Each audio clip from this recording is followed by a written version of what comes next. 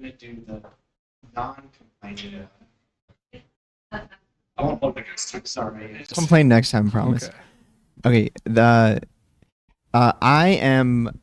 I'm actually glad that money isn't confusing my directions what I'm looking into, because I've been able to find some really interesting, extremely low-cost technologies.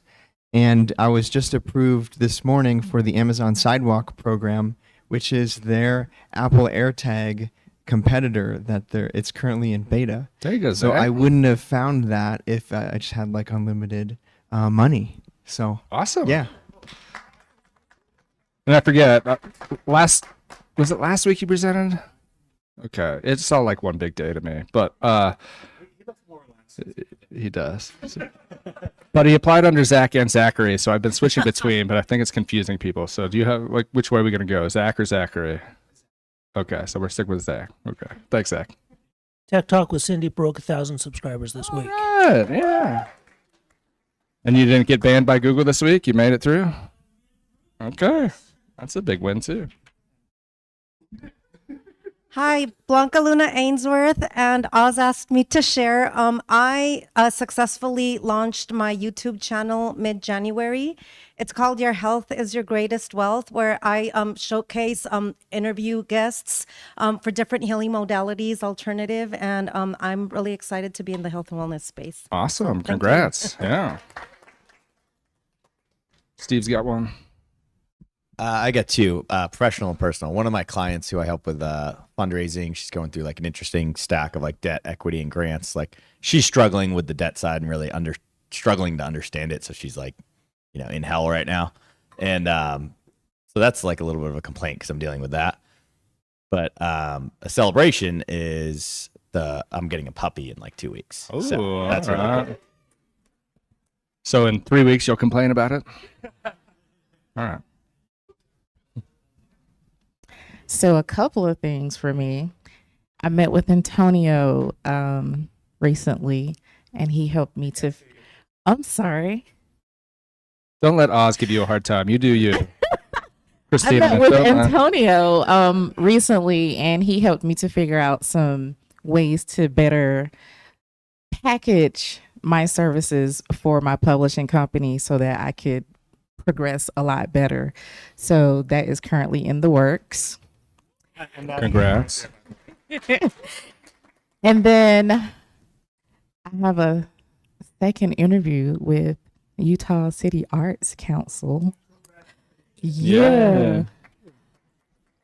And lastly, I am now a columnist for a major blog site. I don't know how to feel. Yeah. It's exciting. Can you say the I can't say who it is yet, but they reach collectively between their digital subscribers, email subscribers, they reach collectively like 140 million people all over the world. That's great. I'm sorry, it's a little nerve-wracking. But yeah, they don't pay much, but it's a stepping stone because you never know what's coming from those type of interactions. Yeah. So yeah. Congrats. I don't know what she's talking about, but I'm going to guess NPR. So, Okay, last call. Any complaints? No? No, you can. I'm just. I'll complain that nobody's complaining. That's what I'll just focus on the plumbing tool. Celebration is that we just got granted our first patent about a week ago. It's been 3 years in the works, so it's a big milestone for our little company. And the complaint is we're really struggling to figure out how to get financing to move forward. well, I have one more annoying celebration for Rob because that's my job. So this Friday, I'm getting custom fitted for my first recumbent cycling. I will be competing in the VA National Golden Age Games in August. You will hear many more things about that. And I want to share that because most people don't know this about me. When I first went back to the VA in 2014, I can barely walk down a flight of steps. Illnesses had ripped me apart, and now I'm working to compete in a 20K cycling event around downtown Salt Lake and perhaps into Immigration Canyon.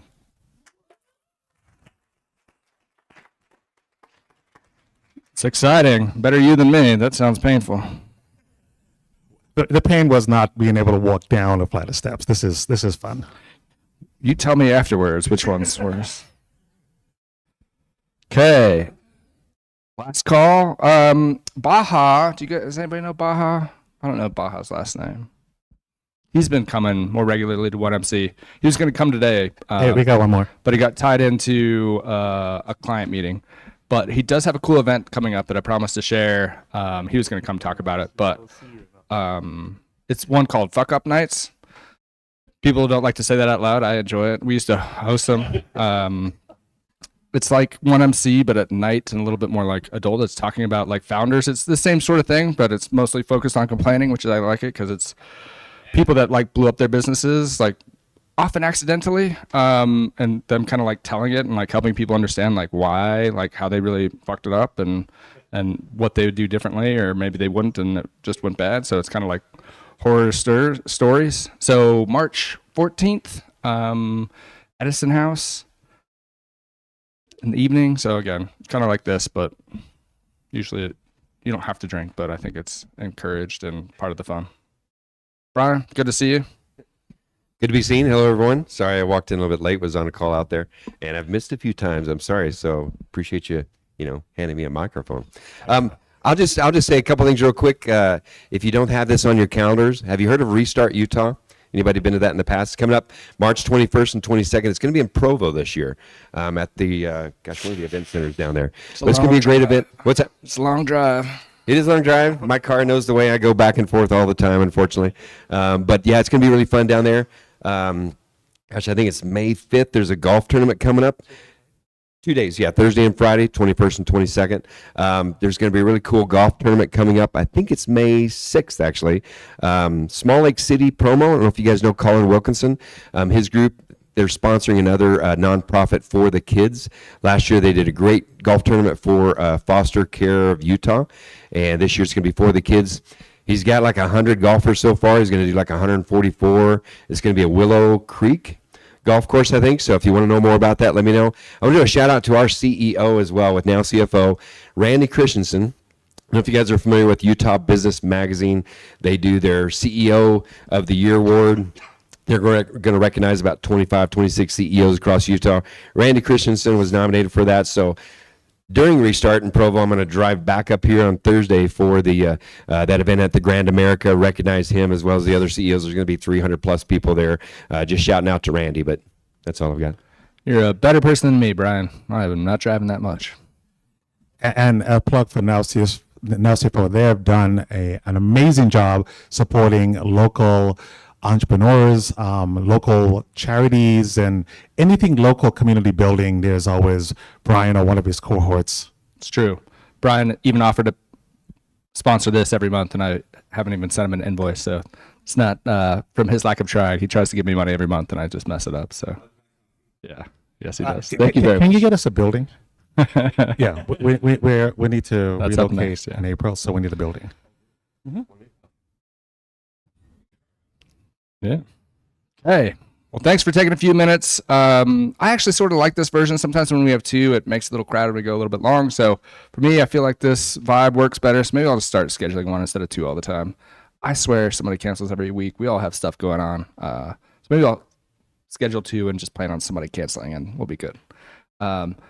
Anyway, I appreciate you all for being here. Thanks to Anthony and Underbelly for having us. And then let's give Jonathan from Startup Stack a big round of applause. Thanks, Robert. It's good to be here. I used to go to 1MC all the time, but you haven't seen my face here because we have a newborn. I don't know if you got the slides up. Or... Anyway, yeah, we have a newborn at home, and my wife and I both co-work from home, so juggling the baby as we hop between meetings. Wait, you're on a call? Oh, okay, I got the baby. Let's go. And, stop squawking so much. Like, yeah, so it's been really fun, but it's good to be here. Dramatic pause. Boom. Yeah. See, proof. It's real. Got a baby. Oh, yeah. So anyway, this is a Frankenstein deck. I just got the final format for this, so anyway, it's a mix of my master's degree application, a pitch competition, and this. So It's good. So yeah, I'm an American Fork, raised in Provo, married 5 years, little baby girl. So it's a little bit about us. Just kind of some of my background. So I'm working on the Startup Stack full time, and I serve in the Utah Army National Guard part time. So kind of linguist, nerd, entrepreneur, weird hybrid person here. So really good to be here. So I'm here to share a bit about the Startup Stack. And this is fun because it's a startup that helps startups. So hopefully you all walk away from this today with something that actually can make a difference in your business as well. And really started the COVID pandemic hit, and myself and my two co-founders, we just knew, like literally in March 2020, we were like, we know this is going to hurt founders. What can we do to help? And so we just reached out to our networks and said, hey, is there anything you can do to give back to the community? Threw it up on a Wix website, and it was just a community side project for years. So that's how it started. What we found is that the startup ecosystem is really inefficient, and maybe you've felt some of that sometimes, where startup founders, right? We all have huge growth potential, right? You look at that 5-year forecast, it looks great, right? But right now, strapped for cash, right? And then you have service providers, people that want to work with startups, and they actually create startup programs, like really awesome discounts to help you to ease into their services, get a lot of benefit when you're early and poor. But they're not well known about. There's low adoption for these programs. And so they're literally like giving away money, and we just don't know about it. And so we don't use it. And then you have startup ecosystems like VCs and accelerators, other nonprofits that, you have this portfolio of companies that you're trying to support, but managing hundreds of relationships to have all these partners, like it's just way too much work. And so most of these perks programs that accelerators launch, they might have like 5 or 10 engaged partners, and then it's an Excel spreadsheet that just gets outdated and doesn't work. So we made the Startup Stack. And so you can go there right now, and this is where I should have a QR code. You go to startupstack.com, and what we've done is negotiated. And I say negotiate instead of aggregate. I used to say aggregate, and it sounds like I'm scraping data from the internet. But no, we have literally spoken with every single company on the Startup Stack, negotiated the best possible deal that they will give to a startup, and listed it for free for you to access. There's no catch. There's no, you don't even have to sign up. If you just identify as a startup and you want to access these deals, go get it, right? And we've still working on that, negotiated hundreds of deals. So like, for example, we just launched Microsoft Azure, $350,000 in credit. So if you're using Microsoft, which most of us probably are, go get some benefits. We just launched Google Cloud. We're updating AWS. That's just on cloud services, everything from payroll, your CRM, your accounting, your bookkeeping, everything you need from idea to exit in one place. And this is where I'll speed up a little bit to get to the end. But so we have three interrelated revenue streams from this. We white label our platform to these startup ecosystems and help them to launch perks programs. We also sometimes get paid affiliate, and I emphasize sometimes, especially for this crowd. So I'd say about half our platform, we could get compensated if you sign up. And so a lot of it is just good karma. Like, for example, like all those cloud providers, like you think Microsoft's going to write me a check because you just signed up for a program where they're giving you $350,000 in benefits? Like, no way, like it's just good karma. Like, I hope you need it. I hope you use it. But there are other services where it's like, hey, what's the best startup deal you have? Great. Do you have a little extra room to help us out? And that's how we've worked in some margin in some cases. And then also benefits. And this is built off of, we have a huge distribution network. And that's not on that slide, darn. So we have a huge distribution network, and through that, offering benefits to startups, we're able to offer group plans that blow away most of what you can get just going and getting a plan on your own. And then if you do get a plan on your own, great, we can still beat or match that. So so I mean, just group healthcare, like if you have a company of like 5 people, we can put you in a plan with 500 and you're going to get better rates. That's just short and simple, like how it works, right? So just the premise, right? Like we built the distribution channels. And so how do we leverage that network? And the consistent feedback is, hey, benefits really suck. I can't offer it. It's super expensive. Great. How can we help? And that's what we've built. So there are other people that do this. There are people that white label and there are people that go direct to founders. We're the only one that does both the way that we do, where it's the most accessible, which is why we have the largest network. And the camera kind of covers it, but currently, when I hop on a sales call, like we reach over 200,000 founders now, and I think that'll more than double this year. And so I think by the end of next month, we'll reach over 300,000 founders. And that's because we went from a just direct to founders to a hybrid of direct to founders and white labeling. So, and you can see we've grown a lot with this model. We have over $2 million in potential savings through the startup stack.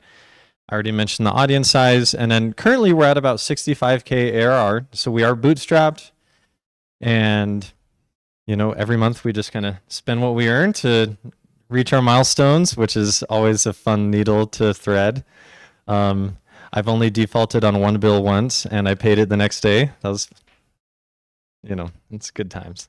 So, but we have good pipeline, which is great. Just the challenge with the white label, for example, is like these perks programs, it's not an essential thing.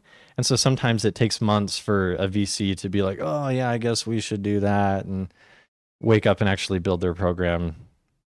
So, we're built, and it didn't export well from Canva. Sorry about that. So we're built by founders, for founders. Myself, my co-founders, Jeff Erickson and Isabella Bray. So Isabella's in Portugal. She's our marketing expert nerd. Jeff's, a lot of you probably know him, startup network extraordinaire. And so that was my goal. Almost. So yeah, this one's a little longer, but yeah, so we're about 70K revenue to date, fun hockey stick chart of what it could become. And I've already gone through the key milestones, but this is the slide that I built for today. So just skimming through it, and then I'll shut up and let you talk. What we're good at, we have a big network, right? We have a lot of distribution channels. We don't really have any technical debt. Like we're fully custom coded from the ground up. We left Wix a long time ago, which was great. We do have growing recurring revenue, slower than I'd like, but it's growing. We're bootstrapped, and I think for our industry, we'll honestly just outlast our VC-backed competition. That being said, they also are sitting on a lot of cash, so that's hard to compete with. What we struggle with, our top of funnel brand awareness. Right now, we have about 6,000 monthly website visitors, which ties into the next problem of we have low click-through rates. And so founders actually going and redeeming deals. And this is true both direct to founders as well as white label. And it's the same thing these VCs talk about. Hey, we're offering these perks. How do we get our founders to actually use them?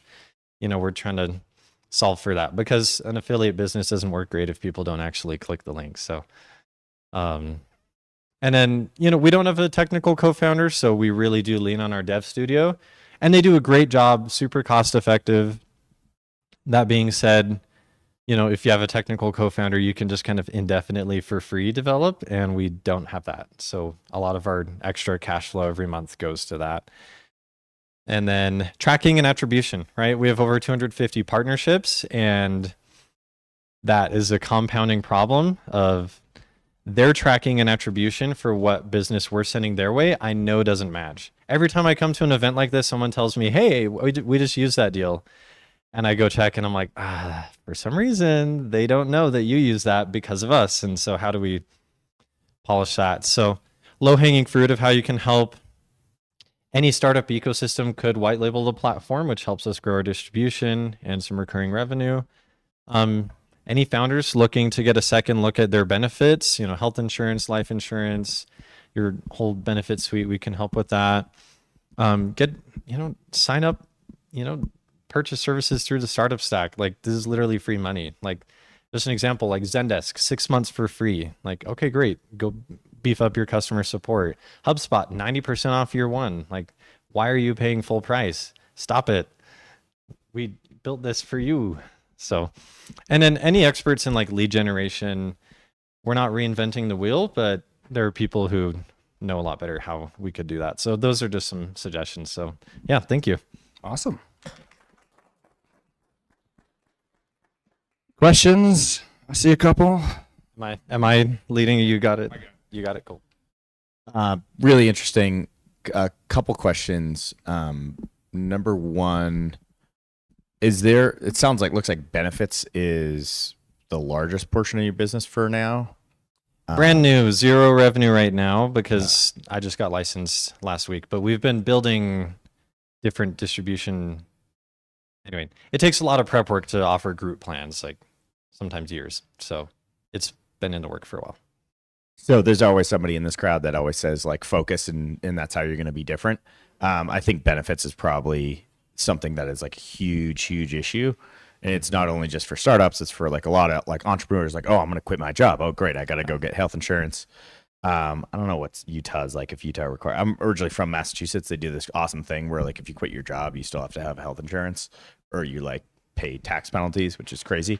But like I think benefits is a huge area where you could really shine. And the second comment is adoption's really tricky. I work with a lot of founders and like doing anything new or different is, scary and potentially time consuming. So like, even if I wanted to do Microsoft Azure or Google Cloud or anything like that, I have my way of doing it in whatever. I'm focusing on sales and like, I know I should do that, but it's also, I've got a million other things going on. I don't have the time or I'm scared that it's going to take a lot of time. So if you could, I don't know if you do this, but if you could do like, hey, this might take an hour to set up, and here's a walk through of how you can make it really simple for you and your startup, like easy not even plugins, just like visual guides of like screenshots of this is click here, so that people have like a very calm understanding of how to adopt.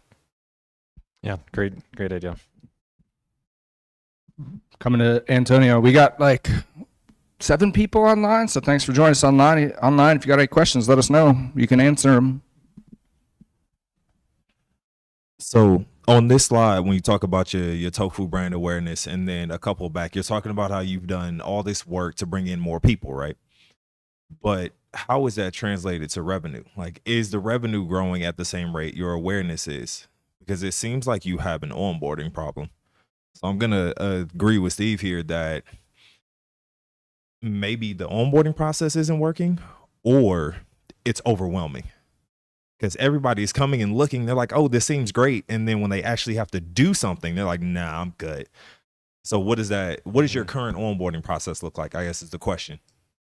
Yeah, are you thinking specifically from a founder perspective or white label? Right. So we kind of function like a referral partner for these services. So you go to startupstack.com, you find a deal you want to use, you just share your email and a few questions, and then we share that information with the vendor. And it's after we get the request on our end, it's kind of up to the vendor. They might, hey, schedule a call and there's onboarding, or it's a self-service sign up and you get redirected and you go through their sign up flow. So each service provider is going to have their own process. And that's a challenge. I'm not processing any end transactions. I'm just, hey, you want this deal, they're offering this deal, here's the connection. Mm-hmm. Oh, yeah, definitely. Absolutely. Yeah. One thing I noticed of the startup stack, it's been a little bit since I visited, but I've been following for a long time since Jeff, and it doesn't always feel startup-y, right? Sometimes like even commingling like some really big benefits and things. So it might also be segmenting by stage, right? It's like what you need now. It might, because there is a lot of options, right? Sometimes that many options is overwhelming. For me, I just scroll through, but I know lots of folks where it's like, oh, shoot, I don't know where to start. So maybe I'm like, just getting started, here's these ones. Already have an MVP, here's some other ones, right? It's like, you don't need Zendesk if you don't have a MVP, right? So you can kind of strip that out until later and then follow up with people, right? So that's one potential idea. Yeah. No, absolutely. And we're building an interface for the partner portal right now, and we're designing the founder portal. it'll be free to log in, but that's where we can build that experience of, hey, you're a bootstrap founder. Here's a bootstrap path. Oh, you're VC backed. What stage are you at? What have you already purchased? What do you plan on purchasing? You know, again, that just ties in with, I can only develop so fast based on revenue. But ad hoc, that's what I do when I hop on a call with founders. It's just, hey, what do you need and where you're at, and just, but yeah, very good. Yeah.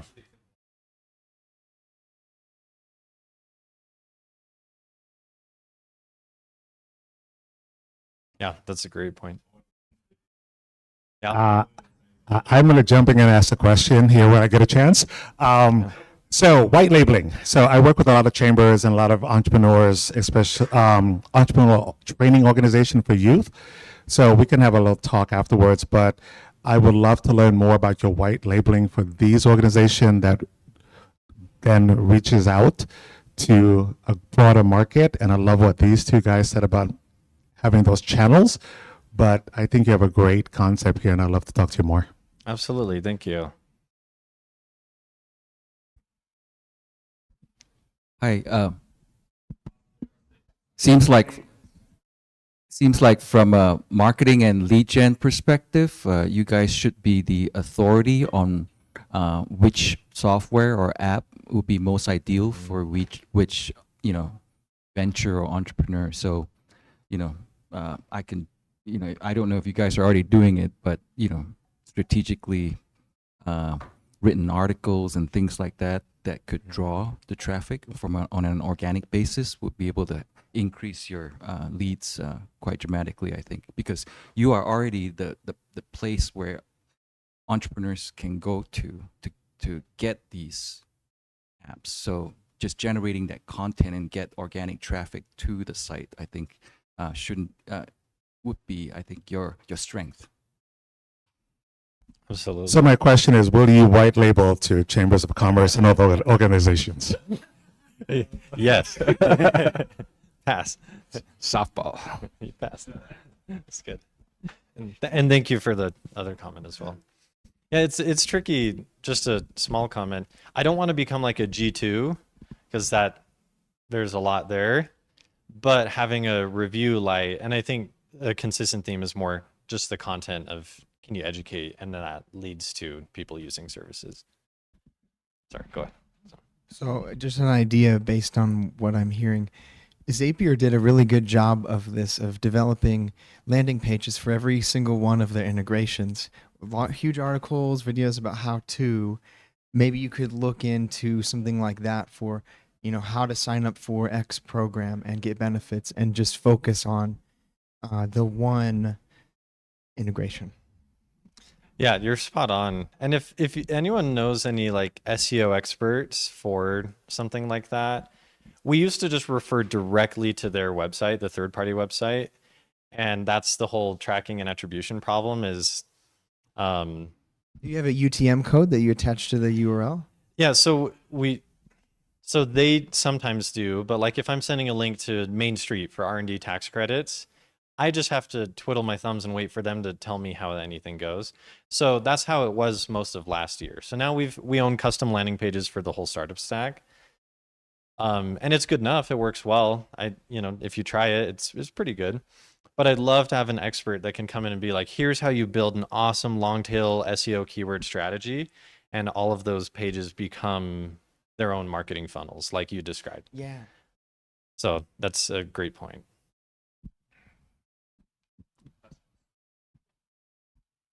Hey, great job. Just a couple things, feedback from me. So I come from a construction background, coaching background, and warehousing. There were a lot of like little vocabulary words here and there that like I did not catch. Like this white label thing, I'm just showing you my uneducated and that I'm a total noob in this space. Because everybody's probably like, oh, white label, yeah, I know what we're sitting here. I have no idea.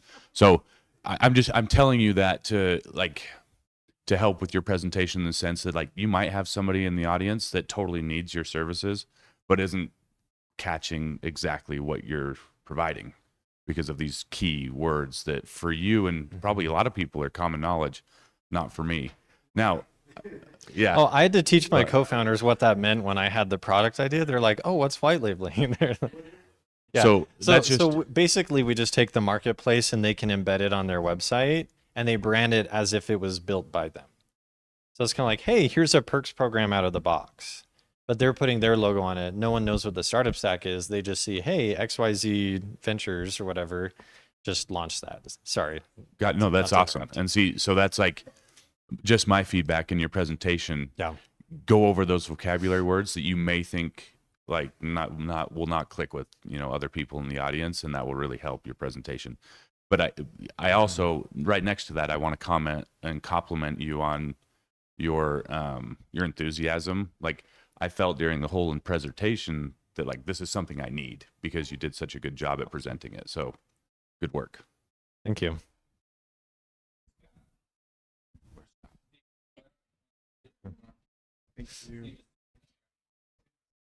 Yeah, I got so interested in his comment. I'm trying to remember what I was going to ask. But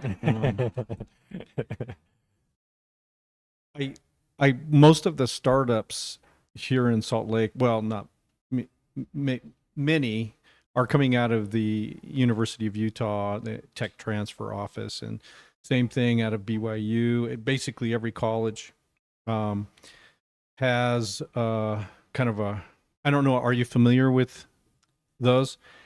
And I've spoken with a lot of them as well. Yeah, They're it seems great. like, I love that. Yeah. Minute for minute, dollar for dollar, that would be a huge target for you and for the product that you're offering, because they're spooling out hundreds of new tech every year, and every one of them they're basically ground zero. So they have a concept and they're forming a company. It could be white label to get them to go to it, but it seems to me that would be just such an obvious target for you. And it seemed like the barrier to entry would be pretty much next to nothing. So if you haven't already approached them, my recommendation for a huge step up and your deal flow would be amazing. But I don't know. I guess I'd like to hear your thoughts if you haven't already approached them, or you have and did they push back or whatever that is? Yeah, absolutely. I met with the heads of the entrepreneurship programs at UVU, BYU, and Utah State, and they're just cheap. They just, they'd rather pay a student to do something less efficient because they can allocate budget to help a student pay for school than to just buy a software that does it out of the box. So that's kind of the pushback I got. We've experimented in a lot of ways of when does it make sense to give the white label for free just to boost the distribution. What's given freely is taken lightly, I've also seen. And so, I can give a VC, hey, here's a free perks program, go have your startups use it. And it still doesn't solve for how did the startups actually go engage with it. So that's something I wrestle with of when do we do that? Awesome. Yeah. One more. Perfect tee up. I was curious if you noticed when people are using it as a white labeled system versus like us founders just finding it, do you get more use out of these white label clients that you're working with than you do your founders finding the startup site? Does that make sense? Yeah, Okay. No, that's a great question. And I'd say we do. It's very case by case. It literally depends on the program manager. So usually there's a head of platform, and it's the person that just helps the portfolio to succeed. Mhm. And part of it is gathering resources. So if they're hands-on and engaging with them, then definitely we see more adoption. Sometimes they just kind of set it up, they stick it in their marketing materials, and cool, like, hey, you should sign up. And then it's just kind of, hey, well, it's self-service. We set it up. It's up to them. And so we're trying to engineer it to be more engaging. I offer free concierge calls to just meet with their founders and help them to use it. We'll even run a deals email newsletter for them to help them do it. But yeah, it's tricky. Like VCs it's a common example, but they're like the worst customers in the world. So if you have a product there, I'm sorry. And anyway, I don't know if that answers your question. Yeah, and my thoughts from that essentially just came from like we also deal with something kind of similar, working directly with, you know, the founder or Yeah. working with bigger institutions. It gets you further faster. And so just being bootstrapped, like being able to really dive into the white labeling side and figure out, okay, when I'm working with a big group here, how can I make that onboarding experience perfect? Because then when you're working with one-offs, like just founders, you have a bigger pool of people to see like this worked, this didn't work. This is where I should put my limited time. Maybe it is into blogs or maybe it is into videos, and you could test that with your bigger groups versus just like one-off founders. Absolutely. And I've kind of wrestled with a product direction there. If right now we embed it on their page, which is great because wherever they log in and access it, they get to stay there. Other competitors, they actually go to a separate platform and log in and access it, which I think hurts the brand experience for the person white labeling, but you can build more features around it because it's a full app. So part of me wrestles, so we're going to release this founder portal. Do I have a version of that partners can use, or does it stay as an embedded feature that it has less functionality? So yeah, I don't know yet. So good question. Jake, I see one online. We got a hybrid question here. Is that Chris? No, that's Jordan. Hey, Jordan. Wait, we can't hear you. Got to unmute. Somebody's got to unmute. Oh, there it is. Can you hear me now? Now we can hear you. Oh, okay, awesome. Really love this. Would like to connect offline and talk more about what I'm working on and how this could benefit. Because I'm talking more with like smaller, not really startups, but like smaller folks that could use this type of thing. So I have a lot of interest there. But main thing is I went to your website. You said white labeling is your big thing. You got to spell check your website or at least go through it because it says while label instead of white label. Awkward. Right. And I was just scrolling through and there's a couple other like little Offshore development, man. It's a real deal. Oh, they're in American for Okay. I hate to be that guy, but no. This is good to know. They're offshoring it. They just didn't tell you I have a funny yet. story about that. Actually, I accidentally uploaded my driver's license to the page for a few days. Like on the carousel, if you go on /partners, I was creating a white label page and I was also applying for some other stuff. And I swapped their logo with my license and I saw that on a demo and I was like, oh dear God, what did I do? And so I like changed the page. Anyway, so yes, there's probably issues. Thank you. Sorry, I didn't mean to interrupt, Jordan. No, you're good. So mainly my thing is I think the white labeling is awesome. Excited to see where this can go and wanted to second Robert's thing about the segmenting because I think there's different levels and then I think there's a lot of small businesses that would benefit from this as well. I mean, obviously startup is a great focus. But I think there's a lot of people who can benefit from what you're offering here. So awesome. Yeah, Thanks, thank Jordan. you. Yeah, I don't know if anyone's picked up on this, but with a few of these comments, the unique challenges, these startup programs are optimized for like traditional VC-backed startups. Our platform's unique because anyone can apply and we make it really accessible. And I get some pushback from vendors of like, hey, I got this like real estate agent that just applied. I'm like, yeah, I know that's not in your target market. Just like move on and I'm sorry. So long term, I know that I need to solve for that better because in some use cases, like SMB is not who we focus on, but that's just built in from a branding perspective. So to your point about the vocabulary, our vocabulary is definitely built around that like high growth startup. And so I had a call with someone last week who wanted a white label, but I'm like, you're selling to real estate and insurance agents. Like, I don't want you clicking our links. And I haven't built gates to stop you. I just built like branding and copy. And so that's a punted thing to fix. It's like, yeah. We always got problems, right? It's trying to upgrade those problems to better problems to solve. That sounds like a Our pretty good problem product to is solve. whiling. Yeah, that's a, yeah. Jonathan, thanks for sharing. Everybody, thanks for the questions. Yeah. Yeah, thank you. Thanks, Jake, for running the miingl, and Jordan for engaging with us that way. Good to see you.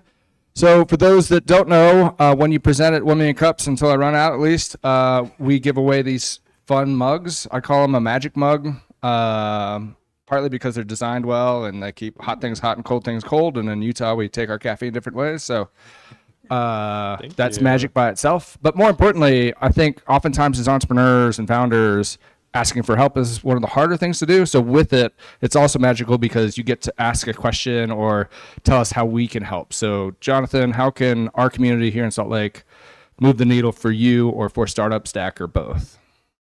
Yeah, thank you.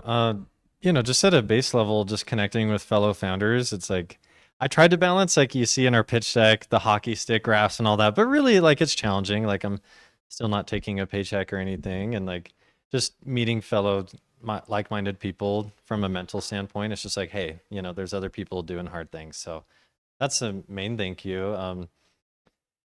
There's challenges that I don't have the skills for, and I think I mentioned some of them. People that understand lead gen, optimizing our webpage, like we're rebuilding our whole website, we're scoping that. So like introductions there, like, are always helpful, and then just use it, hopefully benefit, share with your friends, join our newsletter, introduce other startups to it. Like even one person clicking 3 links in a day and going and getting some deals makes a difference for us because the vendors see that people are using it, and it benefits you. So awesome. So thank you. Go get free stuff, he's saying. Yeah. Get free stuff. Yeah.